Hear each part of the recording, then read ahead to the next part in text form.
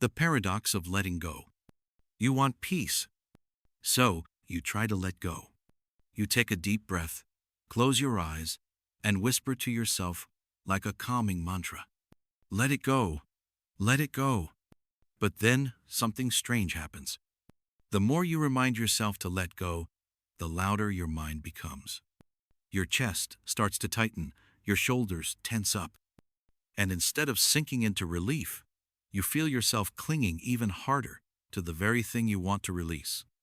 It is like when someone says, "Do not think of a pink elephant." Immediately, the image shows up.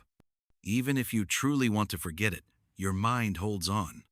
It seems like the brain does not follow orders. And maybe the act of trying to let go is exactly what keeps you stuck. So then what? How do you let go of letting go? Think back to the last time you tried to forget someone.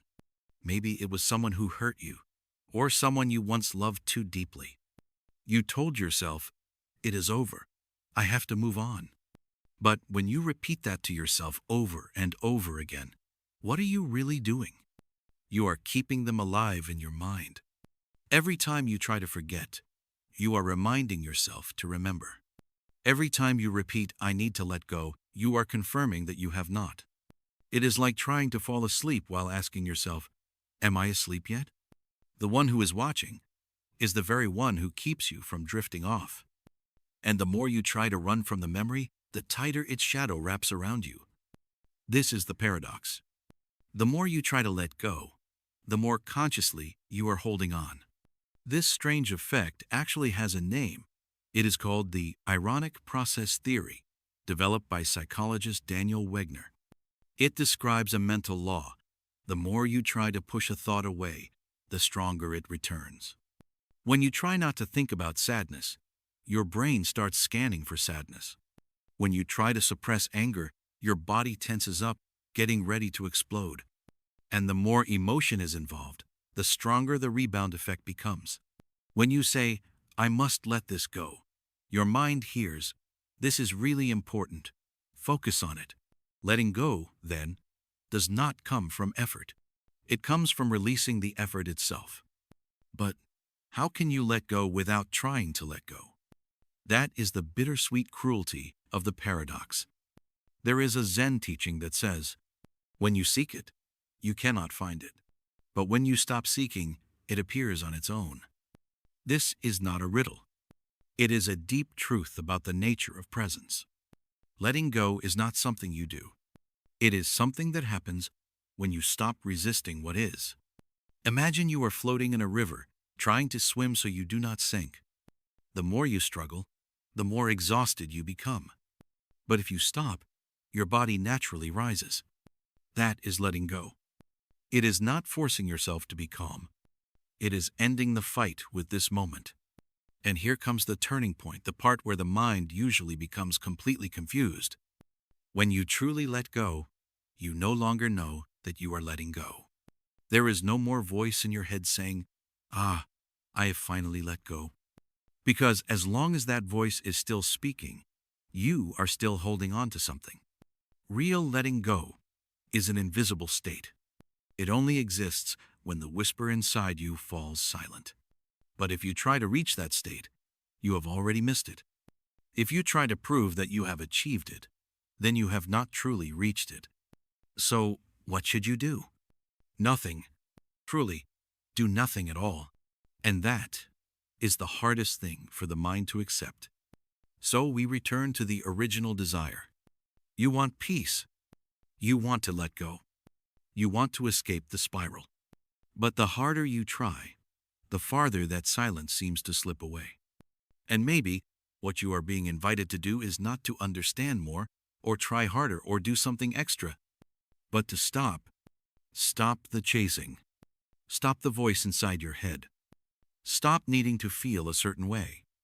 Letting go is not a destination. It is not a switch to flip. It is simply what remains when you are no longer holding on to anything at all. The paradox of happiness. You want to be happy.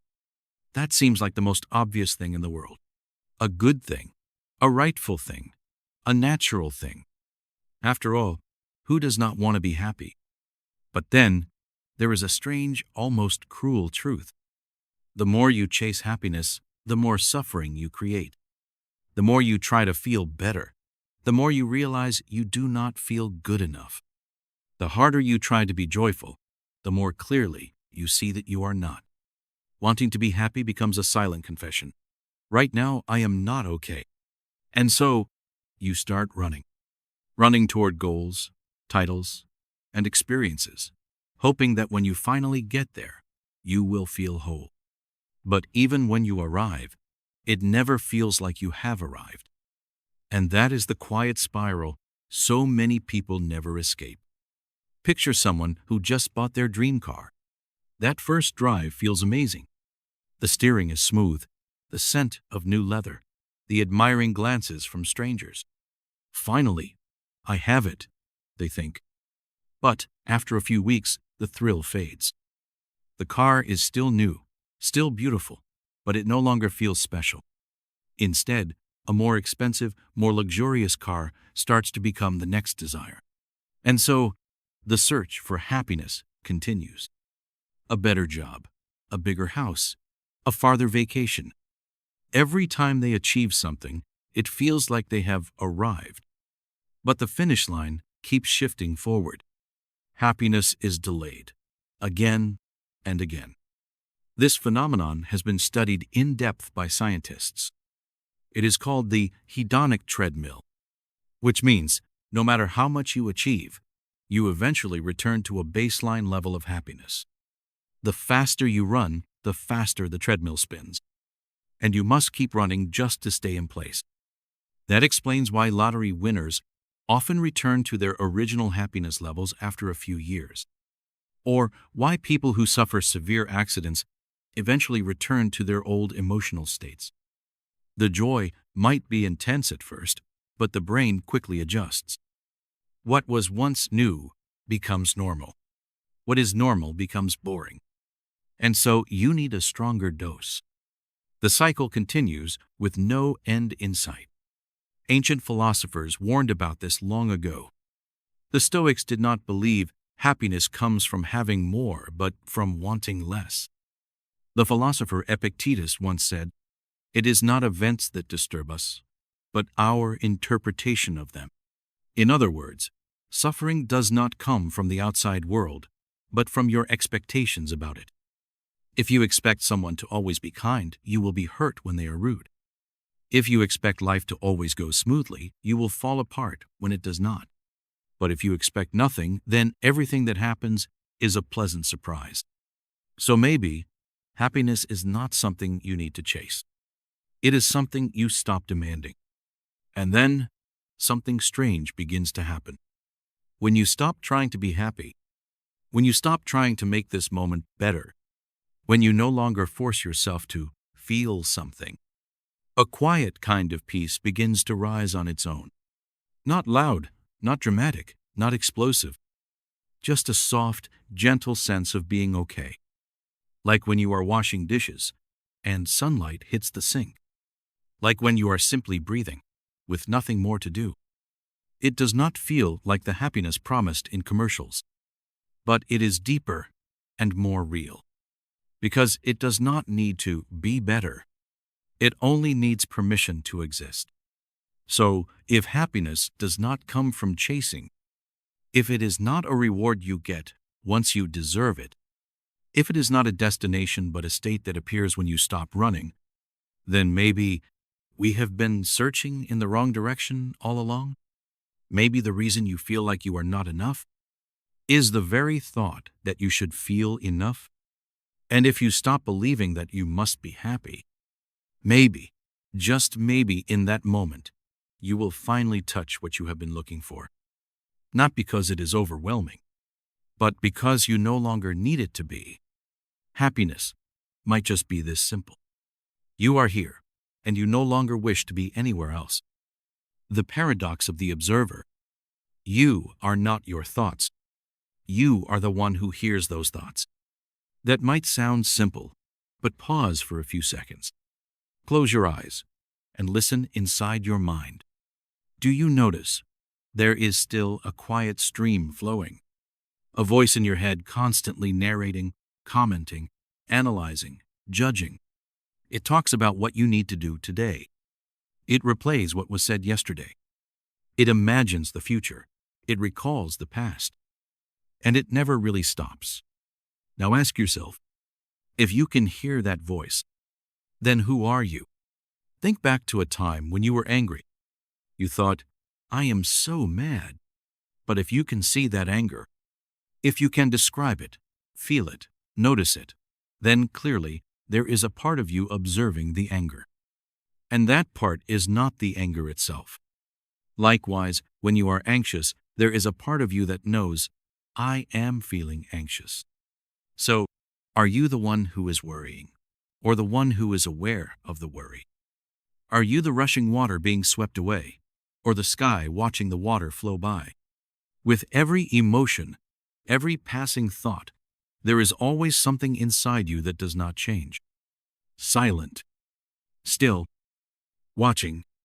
In psychology, this is known as meta-awareness, the awareness of being aware.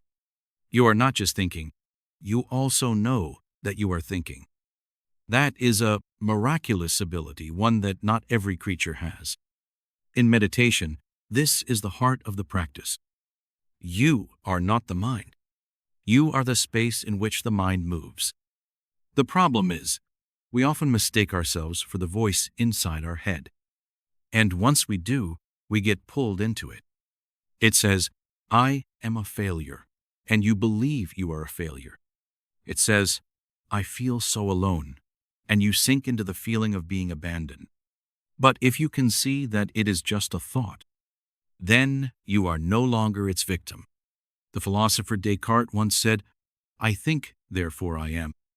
But if you can watch yourself thinking, then the real I might exist beyond the thoughts. In Buddhism, this is clearly emphasized. There is no fixed self. Only body, sensation, perception, and consciousness, constantly changing. So who is the one witnessing all of those changes? When you were a child, you feared ghosts. As you grew, you feared failure. Then you loved, you hurt, you laughed. But something in you remained unchanged, always watching it all unfold. That might be your true nature. No name, no form, no emotion. Only silent presence. And then something strange begins to happen. If you truly become still, if you observe the mind without judging, you will begin to notice thoughts come and go. Emotions rise and dissolve. The body changes. The voice changes. Even your beliefs change. But what remains is the witness untouched. And the deeper you look into that witness, you find that you cannot describe it. You cannot name it. You cannot own it. You simply become it. And in that moment, the ego fades. Not because you no longer exist, but because there is no one left clinging to the idea of me. So, if you are not your thoughts, not your emotions, not your memories, not the image in the mirror, not the voice in your head, and not even the story you tell about your life, then what are you? Could it be that you are not meant to become anything, but simply to be the one who is aware of everything happening?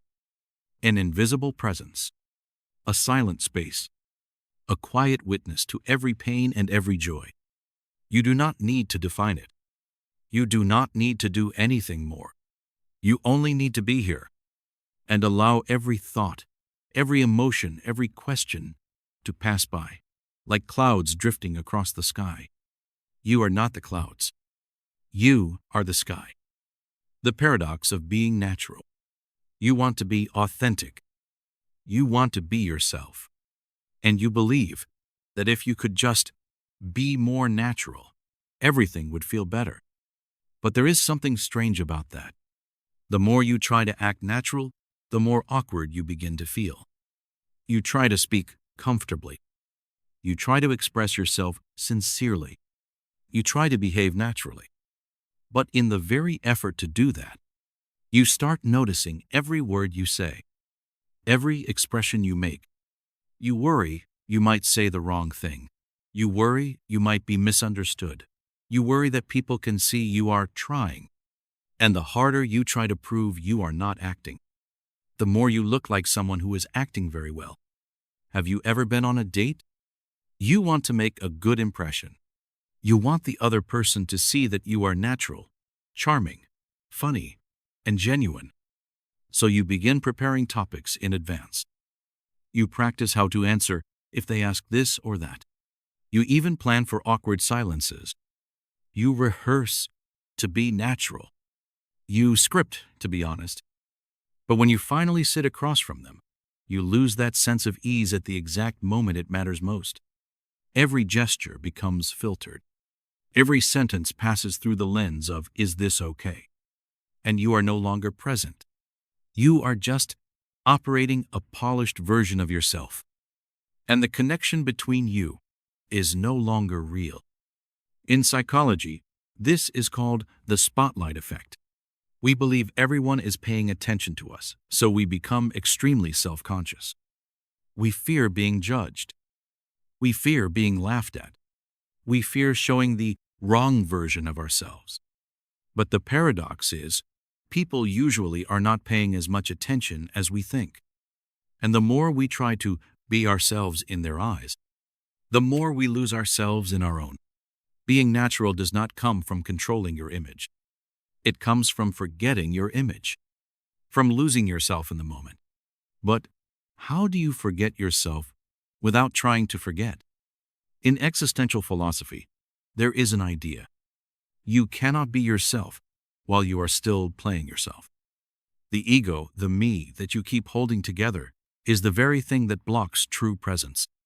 In Taoism, there is the concept of wu-wei action, without force. It is the right action, done naturally, without striving, without pressure. Like water flowing, like clouds drifting. You cannot act natural. You can only drop all your roles. And in that moment, what is real begins to emerge. Now imagine this. One day, you do not have to be interesting. You do not have to be kind. You do not have to say the right thing at the right time. You do not have to appear deep. You just need to be here, without trying to do anything, without trying to show anything, without trying to avoid being wrong or trying to be right. You stay silent when there is nothing to say. You smile when something feels funny. You breathe when you need to breathe. In that moment, you are no longer being yourself. You simply are yourself. No effort, no control, no trying, just presence. So, if being natural cannot come from effort, if being yourself cannot come from pushing yourself to get it right, if sincerity only appears when you stop trying to be sincere, then what happens? When you stop trying to become someone even yourself, what happens if you stop adjusting? Stop idealizing who you should be? Stop playing a role? And instead, you simply sit still, breathe, respond when needed, listen when someone speaks. Maybe then, being natural is no longer something you have to achieve. Maybe it is something that was always there, just waiting for you to let go long enough for it to come forward. The paradox of control. You want everything to be under control. You plan for tomorrow. You prepare for the worst-case scenario. You think things through, double-check every detail, and calculate each step carefully. Because you believe control brings safety. Control gives you peace of mind. Control is how you avoid getting hurt. But then, the very act of trying to control becomes the root of anxiety. The more you want things to go exactly as planned, the more anxious you feel when something goes off track. The tighter you grip, the more life slips through your hands. And the paradox is, only when you let go do you truly feel safe. Imagine you are planning a trip. You spend weeks organizing your itinerary. Day 1, where to go, what to eat. Day 2, the perfect photo spot. Day 3, make it to the airport exactly on time. Everything looks flawless on paper. But then, your flight is delayed. It rains unexpectedly. The place you were most excited to visit is closed for maintenance. You begin to feel angry, disappointed, frustrated. Not because the trip is terrible, but because it is not matching the picture you had in your mind. You are no longer enjoying the moment. You are too busy comparing it to what you expected. And what hurts you is not reality itself, but your resistance to it. In psychology, this is known as the illusion of control. You believe that if you plan well enough, you can control the outcome. But the truth is, life is full of variables. The weather, other people's emotions, your body, the market, accidents, time, all of it lies beyond your grasp. And when you believe that you must control everything, you live in a constant state of tension. Your body is always bracing, ready to react. You become hypersensitive to small mistakes, impatient with any delay. And in the end, your need for control begins to control you. In Taoism, there is a concept called Wu Wei, effortless action. It does not mean giving up or doing nothing. It means acting in harmony with nature, with the flow of life. Water does not try to flow. It simply flows. The wind does not strain to blow. It simply moves. A person who lives by this principle does not try to control the world. They learn how to respond to the world as it is. And by not resisting, they feel lighter. They breathe more easily. And strangely enough, they often accomplish more, because their energy is no longer wasted in fighting what is. Then you begin to realize something. True control does not come from forcing everything to go your way. It comes from being able to accept what is happening. You cannot control the waves, but you can learn how to ride them. You cannot stop the rain, but you can wear a hat and smile in the storm. You cannot make someone love you forever, but you can love yourself enough not to tremble when they leave. When you let go, you are not losing control. You are simply shifting into a deeper kind of control, inner control. You are no longer trying to fix the world. You are learning how to remain steady in a world that never stops changing. So, if every attempt to control ends in exhaustion, if the tighter you squeeze, the further life slips away, if peace does not come from things going according to plan, but from your ability to welcome what does not, then what would happen? If you loosened your grip just a little, if you allowed your plans to breathe a little more, if you let life take the lead instead of always needing to be the one driving, would you feel afraid? Or would you feel light? And maybe, in that very letting go, you would finally find the thing you always tried to control: peace. Maybe the mind only becomes still when we stop forcing it. 3 hours have passed. We have walked together through paradoxes that, though they seem upside down, feel strangely familiar. You tried to let go, but the more you tried, the more tightly you held on. You searched for happiness, but the deeper the search, the more hollow it felt. You listened to your thoughts and suddenly realized, I am not those thoughts. You tried to be yourself, but the effort to be real made you feel more fake than ever. You worked hard to control life, only to find that the effort itself began to control you. What do all these things have in common? They all push back against effort. They all reveal something. There is a place within you that cannot be reached by force, or logic, or action. A place that can only be found when you stop moving toward it. Not because you have found it, but because you stopped searching. Maybe you have been running. Very fast, very well, very determined. Running to achieve more.